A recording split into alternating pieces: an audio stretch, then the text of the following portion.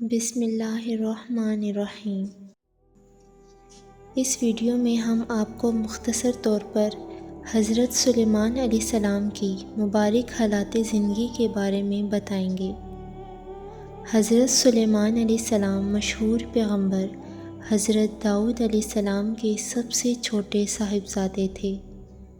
حضرت داؤد علیہ السلام کے کل 19 بیٹے تھے اور ان سب میں سے اللہ تعالیٰ نے حضرت سلیمان علیہ السلام کو حضرت داؤد علیہ السلام کا وارث قرار دیا، جیسا کہ قرآن کریم کی سورہ نمل کی آیت نمبر 16 میں اللہ رب العزت کا ارشاد ہے کہ ترجمہ اور سلیمان داؤد کے جانشین بنے۔ یہاں اللہ تعالیٰ نے حضرت سلیمان علیہ السلام کو اپنے والد ماجد کے مال و دولت کا وارث قرار نہیں دیا، بلکہ نبوت اور رسالت میں وراثت عطا فرمائی، کیونکہ نبوت اور رسالت کا منصب محض اللہ کریم کے فضل و کرم سے ہی حاصل ہوا کرتا ہے۔ حضرت سلیمان علیہ السلام کی بے شمار خوبیوں میں سے ایک خوبی اور معجزہ یہ بھی تھا کہ آپ تمام چرند پرند کی بولیاں بخوبی سمجھتے تھے۔ ایک مرتبہ جب لوگوں نے آپ سے یہ پوچھا کہ ہمیں بتلائیے تو صحیح کہ یہ پرندے آپس میں کیا باتیں کرتے ہیں، تو آپ نے مور کی آواز سن کر فرمایا کہ یہ کہہ رہا ہے کہ جیسا کرو گے ویسا ہی بھرو گے۔ ایک مرتبہ مشہور پرندے ہدہد کی آواز سن کر جب لوگوں نے پوچھا تو آپ نے فرمایا یہ کہہ رہا ہے کہ اے گناہ گارو، اللہ تعالیٰ سے اپنے لیے مغفرت مانگو۔ قمری کی آواز سن کر آپ نے فرمایا کہ یہ کہہ رہا ہے کہ سبحان ربی الاعلیٰ۔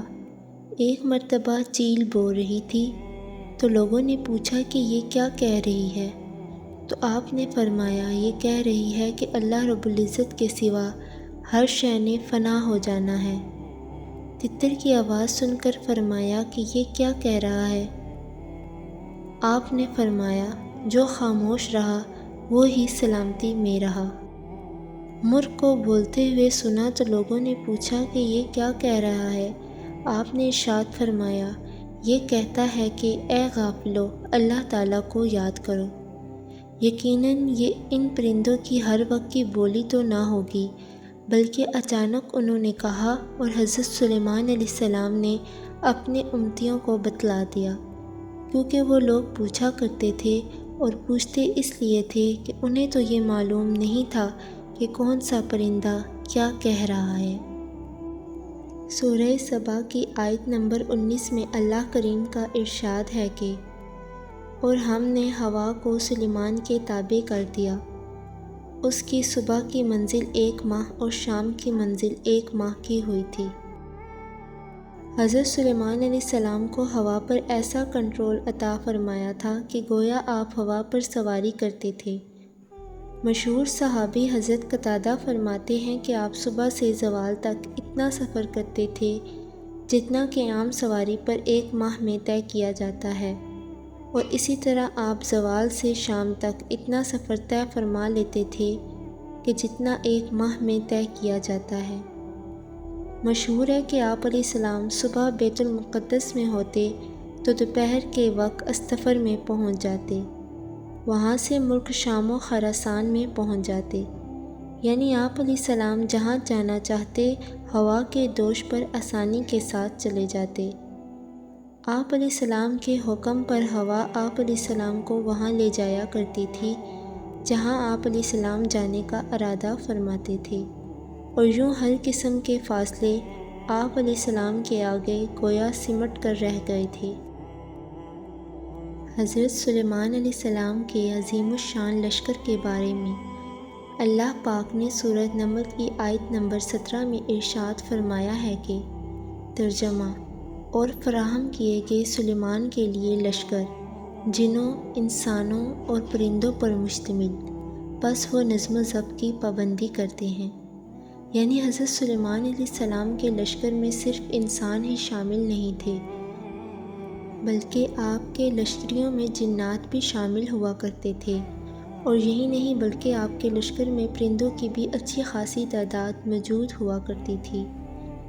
اسی کے ساتھ ساتھ اللہ کریم نے ارشاد فرمایا کہ آپ علیہ السلام کے لشکر میں سب ہی نظم و ضبط کی پابندی کرتے تھے، یعنی جنات انسانوں کو تنگ نہیں کرتے تھے اور انسان جنات کو۔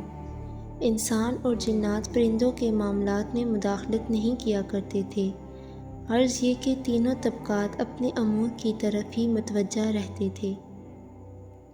آپ علیہ السلام کا کنٹرول نہ صرف یہ کہ انسانوں پر تھا بلکہ جنات اور پرندے بھی پوری طرح آپ ہی کے تابع فرمان تھے۔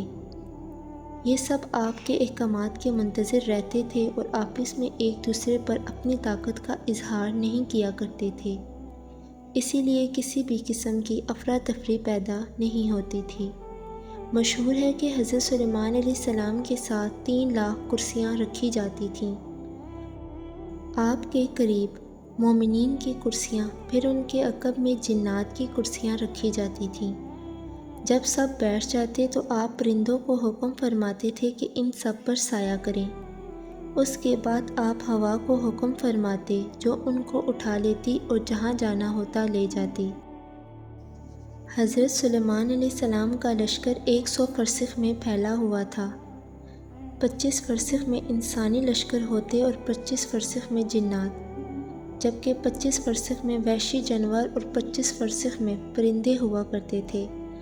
آپ کے ہمراہ شیشے کے بنے ہوئے 1000 گھر ہوتے تھے جن میں آپ کی 300 ازواج اور 700 لونڈیاں ہوا کرتی تھیں۔ یہ سب آپ کے لشکر میں ساتھ ساتھ ہوا کرتے تھے۔ جنات نے آپ کے لیے ریشم اور سونے سے ایک بہت بڑا قالین بنایا تھا جس کی لمبائی چوڑائی 1 فرسخ تھی۔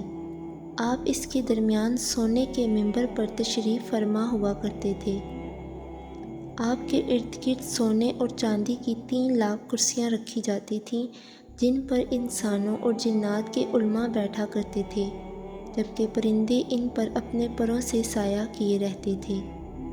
یہ تمام واقعات روح المعانی میں حضرت علامہ آلوسی رحمۃ اللہ علیہ نے رقم فرمائے ہیں اور تمام تذکرہ نگاروں نے انہی سے استفادہ کیا ہے۔ قرآن شریف کی سورہ نمل کی آیت نمبر 18 اور 19 میں اللہ کریم نے ارشاد فرمایا، ترجمہ: یہاں تک کہ جب چونٹیوں کے نالے پر آئے تو ایک چونٹی بولی، اے چونٹیوں، اپنے اپنے گھروں میں چلی جاؤ، تمہیں کچل نہ ڈالیں سلیمان اور ان کے لشکری بے خبری میں۔ تو سلیمان علیہ السلام اس کی بات سن کر مسکرائے۔ عام طور پر حضرت سلیمان علیہ السلام کا لشکر ہوا میں ہی سفر کیا کرتا تھا، مگر اس سفر میں آپ اور آپ کا لشکر زمین پر ہی سفر کر رہا تھا۔ یہ سفر بھی اسی طرح کا سفر تھا جیسا کہ عام طور پر لشکر کیا کرتے تھے کہ کچھ حصہ پیدل اور کچھ حصہ سواروں پر مشتمل ہوتا تھا۔ تواریخ سے معلوم ہوتا ہے کہ چونٹیوں کی وہ بستی ملک شام میں واقع تھی، جبکہ ان کو گھروں کی طرف جانے کا حکم دینے والی ان کی سردار یا ان کی ملکہ تھی۔ یہ کہا جاتا ہے کہ اس کا نام طاغیہ یا منظرہ تھا اور وہ لنگڑی تھی۔ حضرت سلیمان علیہ السلام نے چونٹیوں کی ملکہ کی آواز 3 کوس کے فاصلے سے سن لی تھی اور اپنے لشکر سے فرمایا کہ راستہ تبدیل کر لیں تاکہ چونٹیوں کو کسی قسم کا نقصان نہ پہنچ سکے اور وہ ہر طرح سے محفوظ و مامون رہیں۔ اس سے یہ بات ثابت ہوتی ہے کہ حضرت سلیمان علیہ السلام ہر قسم کے جانوروں کی بولیاں بخوبی سمجھ لیا کرتے تھے۔ اسی لیے تو آپ علیہ السلام چونٹی کی بات سن کر مسکرائے اور اس بات پر خوش ہوئے کہ اس چونٹی کو اپنے ساتھی چونٹیوں کی کس قدر فکر لاحق ہے۔ چنانچہ آپ علیہ السلام نے اپنے لشکر کا رخ ہی تھوڑا سا بدل ڈالا تاکہ وہ چونٹیاں محفوظ ہو جائیں۔ حضرت علامہ رازی رحمۃ اللہ علیہ فرماتے ہیں کہ میں نے بعض کتابوں میں پڑھا ہے کہ اس چونٹی نے اپنی قوم کو اپنے گھروں میں داخل ہونے کا حکم اس لیے دیا کہ یہ میری قوم حضرت سلیمان علیہ السلام اور ان کے لشکر اور ان کے جلال و شان و کمال اور ان کی عظمت کو دیکھ کر اللہ تعالیٰ کی نعمتوں کی ناشکری نہ کر دے۔ ہمیں تو اتنی عظیم الشان نعمتیں حاصل نہیں ہیں، اس لیے انہیں حکم دیا کہ اپنے گھروں میں داخل ہو جاؤ تاکہ انہیں حضرت سلیمان علیہ السلام کی عظیم نعمتیں نظر ہی نہ آئیں اور نہ ہی وہ اپنی نعمتوں کی ناشکری کریں۔ حضرت سلیمان علیہ السلام کے معجزات میں سے ایک معجزہ یہ بھی تھا کہ آپ کا حکم انسانوں کے ساتھ ساتھ چرند پرند پر بھی چلتا تھا۔ اللہ رب العزت نے قرآن کریم کی سورہ نمل کی آیت نمبر 20 تا 24 میں ارشاد فرمایا ہے، اور آپ نے جب پرندوں کا جائزہ لیا تو فرمایا کہ مجھے کیا ہوا ہے کہ میں ہدہد کو نہیں دیکھتا، یا وہ واقعی حاضر نہیں، ضرور میں اس کو سخت عذاب دوں گا یا ذبح کر دوں گا یا کوئی روشن سند میرے پاس لائے۔ تو ہدہد کچھ دیر کے بعد حاضر ہوا اور آ کر عرض کی، میں وہ بات دیکھ کر آیا ہوں جو حضور نے نہ دیکھی ہوگی، اور میں تو شہر سبا سے حضور کے پاس ایک یقینی خبر لایا ہوں۔ میں نے ایک عورت دیکھی کہ ان پر بادشاہی کر رہی ہے، اور اسے ہر چیز میں سے حصہ ملا ہے، اور اس کا بہت بڑا تخت ہے۔ میں نے اسے اور اس کی قوم کو پایا کہ اللہ تعالیٰ کو چھوڑ کر سورج کو سجدہ کرتے ہیں، اور شیطان نے ان کے اعمال ان کی نگاہوں میں سوار کر ان کو سیدھی راہ سے بھٹکا رکھا ہے، تو وہ راہ ہدایت نہیں پاتے۔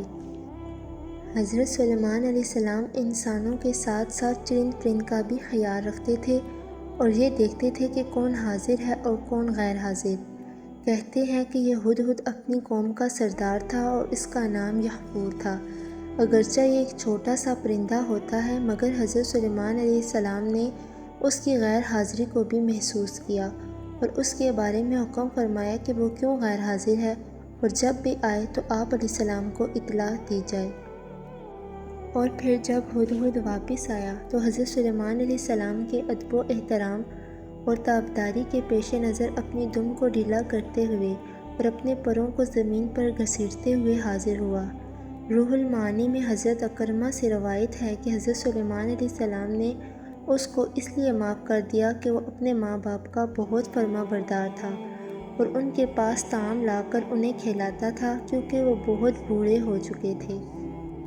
حضرت سلیمان علیہ السلام نے جب پوچھا کہ اے ہدہد تو کدھر تھا، تو اس نے نہایت ادب سے بتایا کہ میری تاخیر سے آنے کی وجہ یہ تھی کہ میں ملک سبا چلا گیا تھا، وہاں سے ایسی خبر لایا ہوں کہ شاید وہ آپ کو معلوم نہ ہو۔ میں نے دیکھا ہے کہ وہاں ایک ملکہ حکومت کرتی ہے جس کا نام بلقیس بنت شراحیل ہے، اس کے پاس دنیا جہاں کا مال و متاع ہے، اور اس کا تخت تو بہت ہی بڑا ہے۔ اس کے تخت کو سونے اور چاندی سے بنایا گیا ہے، اور اس کا سنگھار سرخ یاقوت اور سبز زمرد کے پتھر سے کیا گیا ہے۔ اس کے تخت کے پائے یاقوت اور زمرد کے پتھر سے تیار کیے گئے ہیں۔ ہدہد نے بتایا کہ وہاں کے باشندے اللہ تعالیٰ کی نہیں بلکہ سورج کی پوجا کرتے ہیں، اور ان میں کچھ لوگ آگ کی بھی پوجا کرتے ہیں جبکہ کچھ بے دین بھی ہیں۔ شیطان نے ان کے لیے سورج کی عبادت اور طرح طرح کے کفر اور برے اعمال کے راستے مزین کر رکھے ہیں، جن میں پوری طرح وہ مگن ہو چکے تھے۔ جب ہدہد نے یہ خبر پوری تفصیل کے ساتھ حضرت سلیمان علیہ السلام کو پہنچا دی تو آپ علیہ السلام نے ارشاد فرمایا کہ اے ہدہد، ہم پوری تحقیق کریں گے اس بات کی کہ تو نے سچ کہا ہے یا تو نے غلط بیانی سے کام لیا ہے۔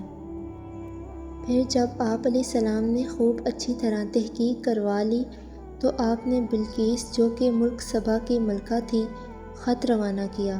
حضرت سلیمان علیہ السلام نے خط تحریر فرمایا اور اس پر خوشبو لگا کر اس پر اپنی مہر لگائی اور اسے ہدہد کو دیا کہ وہ اسے ملکہ بلقیس تک پہنچا دے۔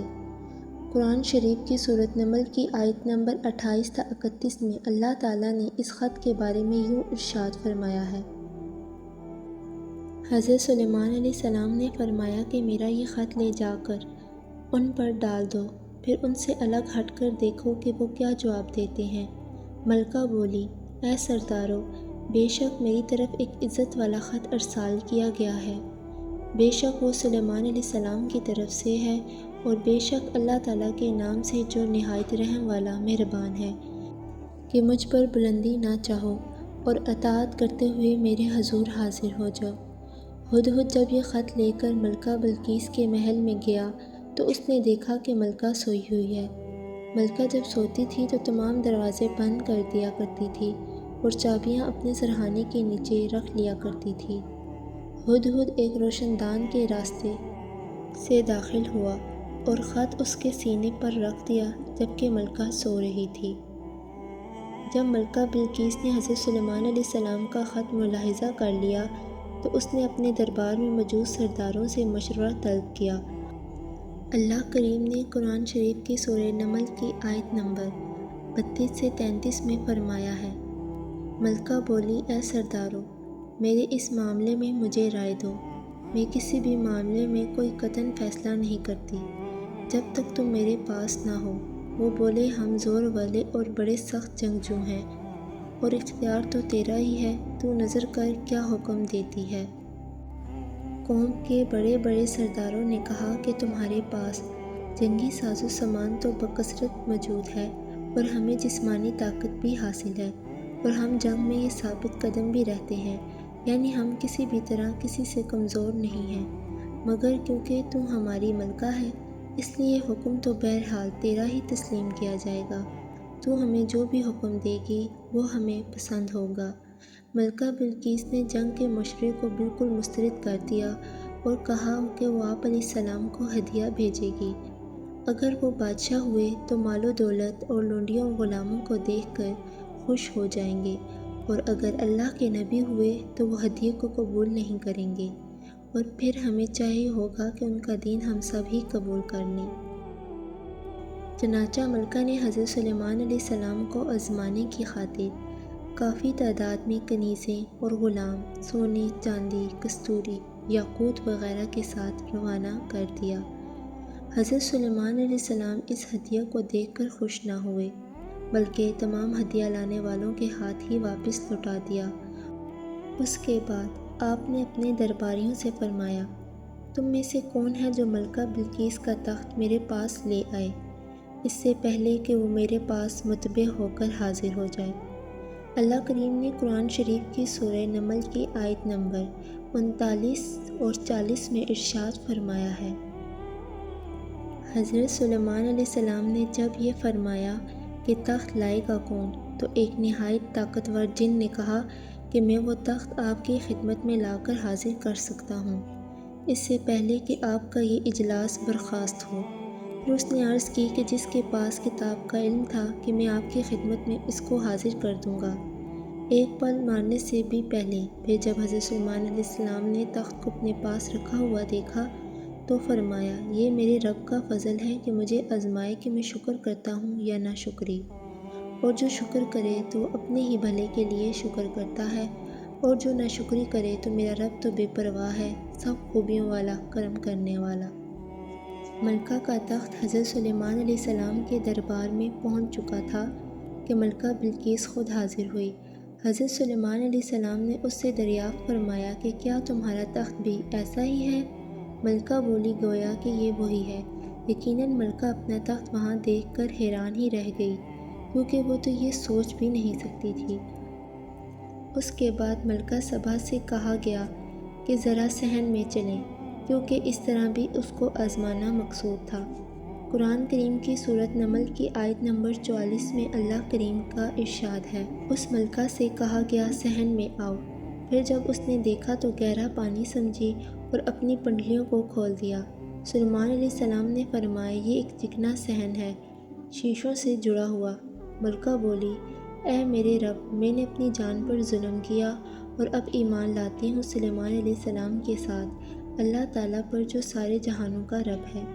حضرت سلیمان علیہ السلام نے ملکہ بلقیس کے آنے سے پہلے ہی سفید شیشے کا ایک عمدہ ترین فرش بنوایا تھا، جس کے نیچے پانی موجیں مار رہا تھا اور اس پانی میں مچھلیاں بھی تیر رہی تھیں۔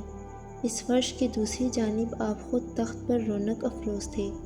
ملکہ کو جب آپ علیہ السلام نے اپنی طرف بلوایا تو وہ صحن میں داخل ہونے لگی تو اس نے دیکھا کہ ٹھاٹھے مارتا ہوا پانی ہے، چنانچہ اس نے اپنا لباس پنڈلیوں سے اوپر اٹھا لیا کہ اس کا لباس گیلا نہ ہو جائے، مگر جو ہی اس نے صحن پر پاؤں رکھا تو اس نے دیکھا کہ وہ تو شیشہ ہے اور اس کے نیچے پانی ہے، اور یہی بات اس کو حضرت سلیمان علیہ السلام نے بھی فرما دی۔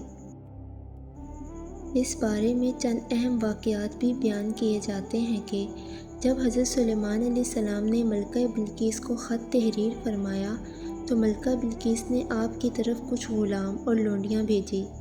اس میں ایسا کیا گیا کہ غلاموں کو زنانہ لباس اور حلیے میں بھیجا، یعنی وہ عورتیں دکھائی دیں، اور لونڈیوں کو مردانہ حلیہ اور وضع قطع میں بھیجا۔ یہی نہیں بلکہ انہیں یہ بھی کہا گیا کہ غلام عورتوں کے سے لب و لہجے میں بات کریں اور لونڈیاں مردوں کے جیسا رویہ اختیار کریں۔ اس کا مطلب یہ تھا کہ کیا حضرت سلیمان علیہ السلام ان عورتوں اور مردوں میں فرق بتا سکتے ہیں یا نہیں؟ دوسرے یہ کہ ملکہ بلقیس نے اپنے قاصد کو ایک ایسا موتی دیا کہ جس میں سوراخ نہ تھا۔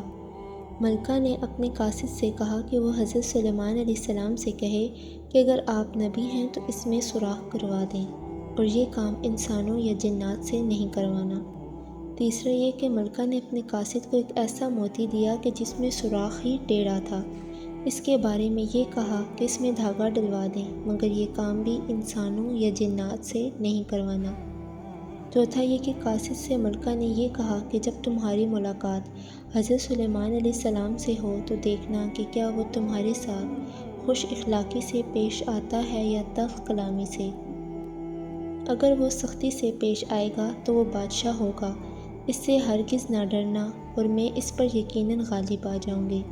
لیکن اگر وہ خوش اخلاقی سے پیش آئے گا تو پھر نبی ہوگا، تم اس کی بات غور سے سننا اور اچھی طرح سمجھنا۔ پانچویں بات یہ کہ ملکہ بلقیس نے قاصد کے ساتھ بڑی تعداد میں غلام اور کنیزیں عمدہ ترین زیورات کے ساتھ مزین کر کے روانہ کیے، جبکہ سونے اور چاندی کی اینٹیں، اعلیٰ ترین موتی، لال و یاقوت و جواہرات، عنبر اور کستوری، اعلیٰ نسل کے گھوڑے بڑی تعداد میں روانہ کیے کہ اس طرح حضرت سلیمان علیہ السلام کو مرعوب کرے گی۔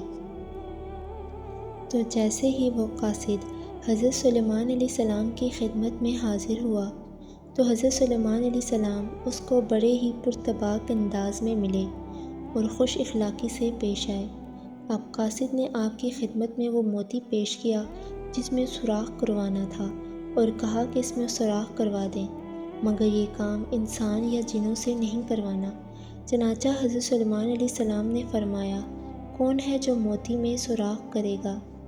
یہ سن کر مکڑی نے، جو کہ لکڑی کھانے والا کیڑا ہے، اس نے کہا میں یہ کام کروں گا۔ مکڑی نے اپنے منہ میں ایک بال لیا اور موتی کے ایک سرے سے گھوم کر دوسرے سرے سے نکل گیا، یوں اس میں سوراخ ہو گیا۔ قاصد یہ دیکھ کر بڑا حیران ہوا۔ اب حضرت سلیمان علیہ السلام نے وہ موتی لیا جس میں ٹیڑھا سوراخ تھا اور فرمایا کہ کون اس میں دھاگا ڈالے گا؟ اس مرتبہ ایک سفید رنگ کا کیڑا بولا کہ میں کروں گا۔ چنانچہ وہ موتی میں ایک طرف سے داخل ہو کر دوسری طرف نکل گیا۔ قاصد اس کیڑے کی کارکردگی اور ان کیڑے مکوڑوں پر حضرت سلیمان علیہ السلام کا حکم چلتے دیکھ کر بہت حیران ہوا۔ اب قاصد نے حضرت سلیمان علیہ السلام سے کہا کہ اب آپ غلاموں اور کنیزوں میں فرق بتلائیے، مگر ان کے حجابات اٹھائے بغیر۔ حضرت سلیمان علیہ السلام نے فرمایا، ان سب سے کہو کہ اپنے ہاتھوں کو دھوئیں۔ چنانچہ جب انہوں نے ہاتھ دھوئے تو آپ نے فرمایا کہ جو دونوں ہاتھ بیک وقت دھو رہے ہیں یہ مرد ہیں، اور جو ایک ہاتھ میں پانی لے کر دوسرے پر ڈال کر دھوئیں وہ عورتیں ہیں۔ قاصد نے جب تصدیق کی تو ایسا ہی تھا۔ ملکہ بلقیس نے اپنے قاصد کے ہمراہ غلاموں کو سونے اور چاندی کے زیورات کے ساتھ مزین کر کے روانہ کیا تھا، اور ساتھ میں سونے اور چاندی کی اینٹیں اور قیمتی ترین اشیاء بھی روانہ کی تھیں۔ اس کے جواب میں حضرت سلیمان علیہ السلام نے قاصد کی آمد سے پہلے ہی طویل قطاریں سونے اور چاندی کے محلات جنات سے تعمیر کروا دی۔ یہی نہیں بلکہ ڈھیروں دریا کے جانور بھی منگوا لیے، جن کے پروں پر عجیب و غریب رنگ تھے، اور ان کی گردنوں اور پیشانیوں پر گھوڑے کی مانند لمبے لمبے بال لہراتے تھے، جبکہ ان کے سروں پر خوبصورت کلائیاں تھیں۔ ان سب کے علاوہ آپ نے لاتعداد مردوں اور عورتوں کو خوبصورت زیورات سے آراستہ کر کے قاصد کے راستے میں کئی میل تک کھڑا کر دیا۔ یہ سب دیکھ کر قاصد بے اختیار کہہ اٹھا کہ بے شک یہ کام کسی عام انسان کا نہیں، بلکہ یہ کام کسی نبی کا ہی ہو سکتا ہے۔ یہاں آنے سے پہلے قاصد کا سر فخر سے بلند تھا، مگر اب اس کو ندامت ہو رہی تھی کہ جو کچھ بھی وہ اپنے ہمراہ لے کر آیا ہے وہ اس کو بہت ہی گھٹیا لگ رہا تھا۔ ایک واقعہ مشہور ہے کہ حضرت سلیمان علیہ السلام کو سمندر میں اپنا متمول شہر کی خبر ملی کہ وہاں کوئی بت پرست حکومت کر رہا ہے۔ آپ نے اپنا لشکر ساتھ لیا اور ہوا کو حکم دیا کہ لشکر سمیت اس شہر میں لے چلیں۔ ہوا نے حکم کی تعمیل کی اور آپ اس شہر پر وارد ہوئے۔ اس بادشاہ کو شکست ہوئی اور وہ قتل ہو گیا۔ اس بادشاہ کی بیٹی بہت خوبرو تھی۔ آپ نے اس کو اپنے لیے پسند فرما لیا۔ اس نے اسلام قبول کر لیا اور آپ کے ساتھ اس نے شادی کر لی۔ اس کا نام جرادہ تھا۔ وہ اکثر اپنے باپ کو یاد کر کر کے روتی رہتی تھی۔ حضرت سلیمان علیہ السلام نے شیطان سے فرمایا کہ اس کے باپ کی ایک تصویر بنا کر دے تاکہ جب وہ اسے دیکھے تو اس کے دل کو تسلی ہو جایا کرے۔ شیطان نے ہو بہو تصویر بنا دی تو اس عورت نے اپنے باپ کے جیسا اس کو لباس پہنا دیا۔ اب ہوا یوں کہ وہ صبح و شام اپنی کنیزوں کے ہمراہ آتی اور اسے سجدہ خود بھی کرتی اور کنیزوں سے بھی کرواتی۔ اس بات کی خبر حضرت سلیمان علیہ السلام کے وزیر آصف بن برخیہ نے قریب 40 روز کے بعد پوری تحقیق کرنے کے بعد دی۔ حضرت سلیمان علیہ السلام نے اسی وقت ارشاد فرمایا کہ اس تصویر کو فوری طور پر ضائع کر دیا جائے۔ حضرت سلیمان علیہ السلام اس پریشانی میں تنگ تنہا جنگل کی طرف نکل کھڑے ہوئے اور زمین پر بیٹھ کر اللہ تعالیٰ کے حضور توبہ و استغفار کرنے لگے۔ آپ کے ہمراہ آپ کی ایک لونڈی ولد امینہ نامی بھی تھی۔ آپ کی عادت تھی کہ جب آپ رفع حاجت کے لیے جاتے تو اپنی انگوٹھی اپنی اس کنیز کے حوالے کر کے جاتے تھے۔ کہا جاتا ہے کہ آپ کی بادشاہی دراصل اسی انگوٹھی میں پوشیدہ تھی۔ جب آپ علیہ السلام اس کو پہن لیتے تمام جن و انسان ہر قسم کے جانور آپ کے تابع ہو جایا کرتے تھے۔ ایک روز یوں ہوا کہ آپ نے اپنی انگوٹھی امینہ کے حوالے کی اور خود رفع حاجت کے لیے چلے گئے۔ دریاؤں پر متصرف شیطان نے آپ کا روپ اختیار کیا اور امینہ سے وہ انگوٹھی لے گیا۔ اب وہ آپ کے تخت پر بیٹھ گیا اور تمام مخلوق پر حکومت چلانے لگا۔ ادھر جب آپ واپس آئے تو امینہ نے آپ کو پہچاننے سے انکار کر دیا اور کہا کہ انگوٹھی جو حضرت سلیمان علیہ السلام پہلے ہی لے جا چکے ہیں۔ آپ اسی وقت سمجھ گئے کہ میری خطاؤں کی وجہ سے میری گرفت ممکن ہوئی ہے۔ یہ بہت سخت کیفیت تھی۔ اسی دوران آپ نے مچھیروں کے ہاں مزدوری کرنے کا فیصلہ کر لیا۔ آپ وہاں پر مزدوری کرتے اور اس مزدوری کے عوض آپ کو 2 مچھلیاں مل جاتی۔ یہ حالات 40 روز تک رہے کیونکہ آپ کے محل میں بت پرستی 40 روز تک ہی ہوتی رہی تھی۔ جب 40 روز پورے ہو گئے تو اب انسانوں اور جنات نے اس شیطان کا حکم ماننے سے انکار کر دیا۔ شیطان نے انگوٹھی کو دریا میں پھینکا اور وہاں سے فرار ہو گیا۔ اس انگوٹھی کو مچھلی نے نگل لیا۔ جب آپ کو مزدوری میں مچھلیاں ملی تو آپ نے ان میں سے ایک کا جو ہی پیٹ چاک کیا تو آپ کی انگوٹھی مل گئی۔ اس کو پہنتے ہی آپ کو اپنی حکومت واپس مل گئی۔ اللہ کریم نے قرآن کریم کی سورۃ صاد کی آیت نمبر 35 میں ارشاد فرمایا ہے، اور یاد کرو داؤد علیہ السلام کو جب وہ فیصلہ کر رہے تھے ایک کھیتی کے جھگڑے کا، جب رات کے وقت چھوٹ گئی اس میں ایک قوم کی بکریاں اور ہم ان کے فیصلے کا مشاہدہ کر رہے تھے۔ واقعہ بزرگوں نے یوں بیان فرمایا ہے کہ ایک شخص کی بکریاں رات کے وقت چھوٹ گئیں اور ان کے ساتھ کوئی بھی آدمی نہ تھا، یوں وہ دوسرے شخص کے کھیت کو چر گئیں۔ یہ مقدمہ حضرت داؤد علیہ السلام کے سامنے پیش ہوا۔ اس وقت حضرت سلیمان علیہ السلام کی عمر 11 برس تھی۔ آپ علیہ السلام نے یہ فیصلہ فرمایا کہ کھیتی کی قیمت بکریوں کی قیمت کے برابر تھی، چنانچہ بکریاں اس کھیت والوں کو دے دی جائیں۔ حضرت سلیمان علیہ السلام نے جب یہ فیصلہ سنا تو کہا کہ ایک صورت اس سے بھی بہتر ہے اور دونوں فریقوں کے لیے فائدہ مند بھی ہے۔ حضرت داؤد علیہ السلام نے فرمایا، اچھا تم بتاؤ وہ کیا صورت ہو سکتی ہے؟ حضرت سلیمان علیہ السلام نے فرمایا کہ بکریاں کھیت والے کو صرف اس لیے دے دی جائیں کہ وہ ان کے دودھ سے نفع حاصل کرتا رہے اور بکریوں والے شخص کو کہا جائے کہ وہ اس شخص کے کھیت میں کام کرے اور محنت کر کے ضائع شدہ فصل کے برابر اور فصل کاشت کر کے تیار کرے۔ جب کھیتی اپنے حال پر آ جائے تو کھیتی والے کو اس کی کھیتی دے دی جائے اور بکریوں والوں کو اس کی بکریاں۔ حضرت سلیمان علیہ السلام کی یہ تجویز حضرت داؤد علیہ السلام کو بھی بہت ہی پسند آئی اور دونوں فریقوں کو بھی بہت پسند آئی۔ یوں حضرت سلیمان علیہ السلام کا فیصلہ سب لوگوں نے ہی بخوشی تسلیم کیا، اگرچہ آپ کم سن ہی تھے۔ حضرت ابو ہریرہ رضی اللہ تعالیٰ عنہ بیان فرماتے ہیں کہ فرمایا رسول کریم صلی اللہ علیہ وآلہ وسلم نے کہ ایک مرتبہ دو عورتیں کہیں جا رہی تھیں جبکہ ان کے ہمراہ ان کے بچے بھی تھے۔ اتفاق سے ایک بھیڑیا کہیں سے آیا اور ان کے بچوں میں سے ایک بچے کو اٹھا کر لے گیا۔ اب دونوں عورتیں جھگڑنے لگیں کہ اس کا نہیں بلکہ دوسری عورت کا بچہ بھیڑیا لے گیا ہے۔ ان دونوں کے جھگڑے نے خاصا طول پکڑ لیا۔ جب وہ کسی بھی نتیجے پر نہ پہنچ پائے تو وہ اپنا مقدمہ لے کر حضرت داؤد علیہ السلام کے دربار میں حاضر ہو گئے۔ حضرت داؤد علیہ السلام نے ان میں سے بڑی عورت کے حق میں فیصلہ کر دیا۔ یہ فیصلہ سن کر دونوں عورتیں آپ کے دربار سے جب واپس آ رہی تھیں تو وہ اچانک حضرت سلیمان علیہ السلام کے سامنے آ گئی۔ آپ نے ان سے دریافت کیا کہ کیا ہوا، تو انہوں نے تمام واقعہ سنایا اور پھر آپ کے والد ماجد کا فیصلہ بھی کہہ ڈالا۔ حضرت سلیمان علیہ السلام نے ارشاد فرمایا کہ یہ بچہ مجھے دے دو اور مجھے ایک چھری بھی پکڑاؤ تاکہ میں ان کے دو ٹکڑے کر کے تم دونوں میں تقسیم کر دوں۔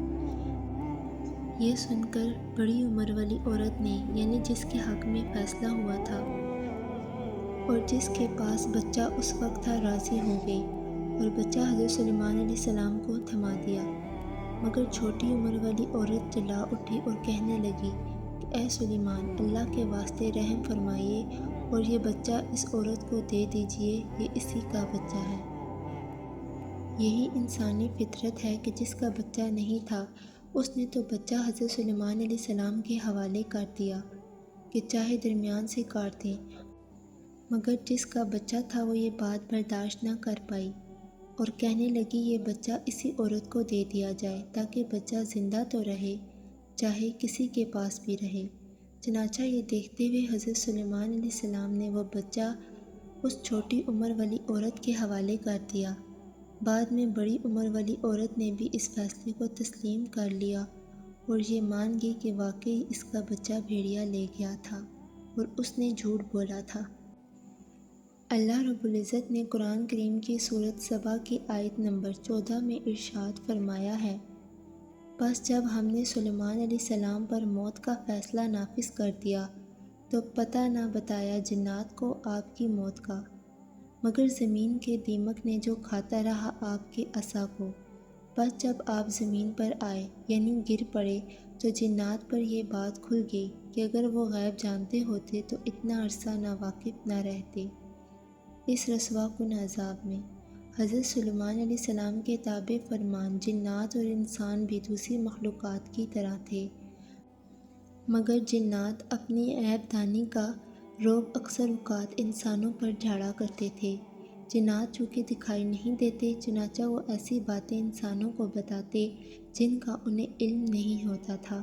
اللہ کریم نے انسانوں کی اس خفت کو یوں ختم فرمایا کہ جنات کو بھی انسانوں ہی کی طرح حضرت سلیمان علیہ السلام کی وفات کا اس وقت علم ہوا جب آپ زمین پر گر پڑے، اور یوں سب کو معلوم ہو گیا کہ آپ علیہ السلام نے تو وفات پا لی ہے۔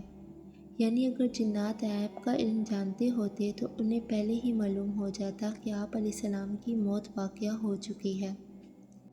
جنات ایک ہیکل تعمیر کر رہے تھے اور حضرت سلیمان علیہ السلام ان کی نگرانی فرما رہے تھے۔ آپ اپنے عصا کے ساتھ ٹیک لگا کر کھڑے ہوئے تھے اور یوں لگتا تھا کہ آپ زندہ ہیں۔ جنات جب آپ کو کھڑا ہوا دیکھتے تو اپنی محنت و مشقت میں لگ جاتے۔ اسی طرح 1 سال کے قریب عرصہ گزر گیا مگر جنات کو علم نہ ہو سکا۔ جنات اپنے کام میں مصروف رہے اور ذرا برابر بھی غفلت کا مظاہرہ نہ کیا کہ کہیں حضرت سلیمان علیہ السلام کا عذاب نازل نہ ہو جائے، مگر اللہ کریم کے حکم سے دیمک نے حضرت سلیمان علیہ السلام کے اس عصا کو چاٹنا شروع کر دیا، جس کے ساتھ ٹیک لگا کر آپ علیہ السلام کھڑے تھے۔ قریب 1 برس لگ گیا اس کو کھوکھلا کرنے میں۔ جب آپ علیہ السلام کا عصا بالکل کھوکھلا ہو گیا تو عصا بے جان ہو گیا اور آپ کا بوجھ برداشت نہ کر سکا، جس کی وجہ سے حضرت سلیمان علیہ السلام زمین پر آ گرے۔ یوں جنات اور انسانوں اور تمام مخلوقات کو علم ہوا کہ حضرت سلیمان علیہ السلام وفات پا چکے ہیں۔ جب انہوں نے آپ کے جسم مبارک کو دیکھا تو وہ حیران رہ گئے کہ آپ تو کافی عرصہ پہلے وفات پا چکے تھے۔ اس طرح ان جنات کی غیب دانی کا دعویٰ انسانوں پر کھل گیا اور تمام جنات بھی اپنے سرداروں کے جھوٹ سے واقف ہو گئے کہ ان کے سردار جو غیب دانی کا دعویٰ کیا کرتے تھے وہ تو بالکل جھوٹ کا پلندہ ہوا کرتا تھا۔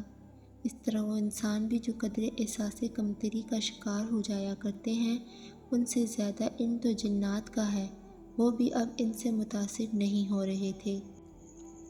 اس کے علاوہ یہ بات بھی غور کرنے کے قابل ہے کہ 1 برس کے قریب تو کوئی بھی وفات پا جانے والا محض ایک عصا کے سہارے کس طرح کھڑا رہ سکتا ہے، کیونکہ اگر کوئی شخص کسی عصا کے سہارے کھڑا ہوگا تو ہلکی سی اونگ اس کا توازن بگاڑ سکتی ہے، مگر حضرت سلیمان علیہ السلام 1 سال کے قریب اس عصا کے سہارے کھڑے رہے۔ نہ جسم پر کوئی اثر پڑا اور نہ ہی کوئی بندہ یا جن جسے معلوم ہو سکا کہ حضرت سلیمان علیہ السلام زندہ بھی ہیں یا نہیں۔ حضرت سلیمان علیہ السلام کا چہرہ مبارک اسی طرح تر و تازہ دکھائی دیتا تھا۔